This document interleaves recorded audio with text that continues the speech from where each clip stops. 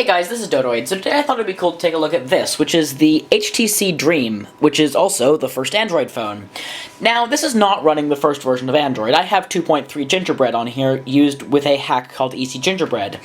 But it does make the phone a little more usable, though still not particularly good. I would liken this thing's usability to about that of the original iPhone, or maybe an iPhone 3GS if you're lucky. So let's power the device on. We can press here, because there's no buttons on the side. You can slide to unlock. And this is what Reddit looks like in its browser. I was checking this out earlier. I wanted to see if I could render /r/Dodoid.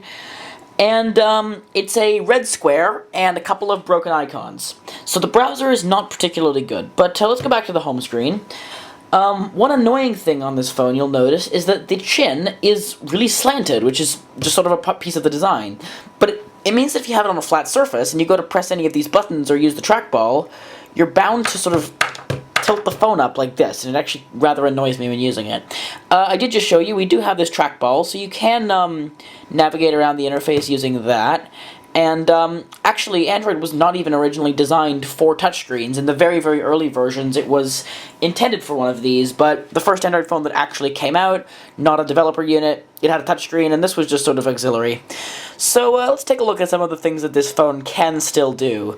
So, last I checked, it does not connect to the Play Store, so we'll try to open that up. And I don't think this is going to work, but it's so slow, we won't actually know for a little while. I do not think the Play Store works on this phone anymore.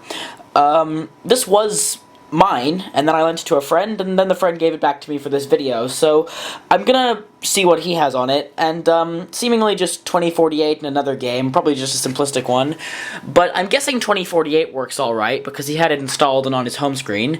So, let's bring this up. Again, it's a very, very slow phone. Now, I'm not that good at 2048, but we can try 4s, 8s, I don't know. Not very good at this game. Alright, let's stop playing 2048 and see what else this phone does. So I've re-angled the camera, so hopefully you can see it a little better.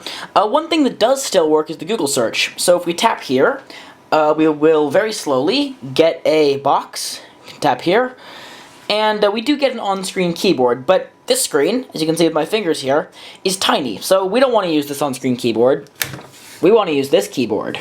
So when you pop that out, the screen does flip sideways, and I can hold it up and type in like Dodoid and press enter. So as you can see, Google results themselves do still work, and actually the speed of the page is actually half decent.